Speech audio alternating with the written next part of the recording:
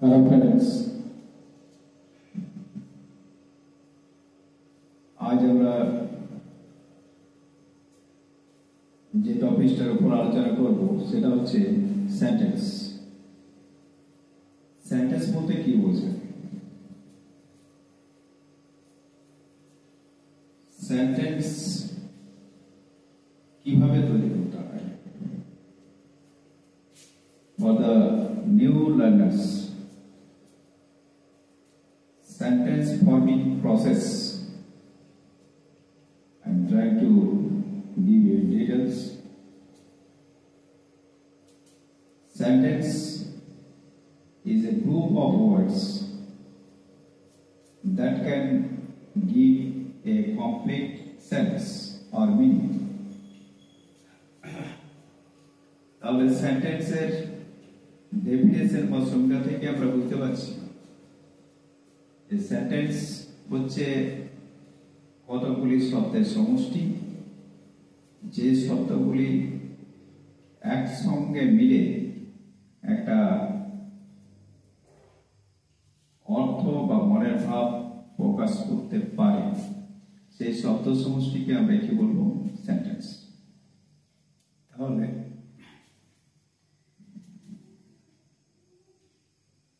যদি কতগুলি শব্দকে আমরা নিজের খেয়াল খুশি মতো বসিয়ে দিই যেখানে সেখানে, তাহলে সেই শব্দ সমষ্টিকে আমরা সেন্টেন্স বলতে পারবো না।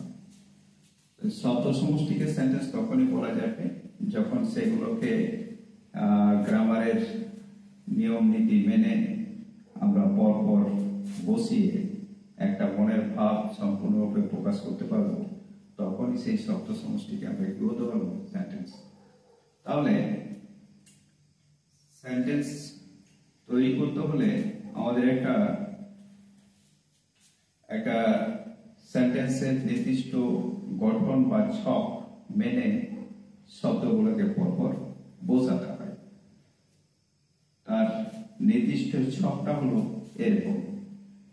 এই ছকে নিউ লার্নার্স যারা, তারা অবশ্যই এই ছকটা বাদ দিয়ে অন্য কোনোভাবে সেন্টেন্স তৈরি করার চেষ্টা করবে না, কারণ অন্য কোনো জায়গায় অন্য কোনো শব্দ ইউজ করে দিলে তাহলে কিন্তু মনের ভাবটা বা অর্থটা প্রকাশ পাবে না, সেক্ষেত্রে সেন্টেন্স ভুল হবে।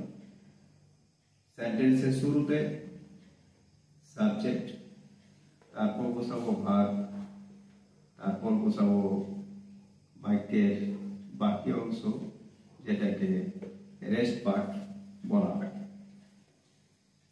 এইভাবে যদি পরপর আমরা শব্দগুলোকে বসিয়ে যাই, তাহলে শব্দগুলো একত্রিত ভাবে একসঙ্গে একটা নির্দিষ্ট অর্থ প্রকাশ করবে এবং সেটাকে আমরা নিঃসন্দেহে সেন্টেন্স বলতে পারবো।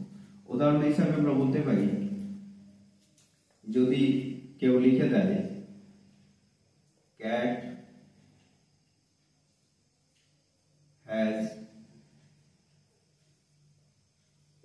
রতন এ, এখানে আমরা চারটি শব্দ দেখতে পাচ্ছি, কিন্তু চারটি শব্দ এমন হ্যাপাজার্ডলি বসা আছে উল্টোপাল্টা করে, যে যাতে করে তারা কিন্তু কোনোভাবে নির্দিষ্ট অর্থ বহন করতে পারছে না, তাই এটাকে আমরা কোনোভাবে সেন্টেন্স বলবো না।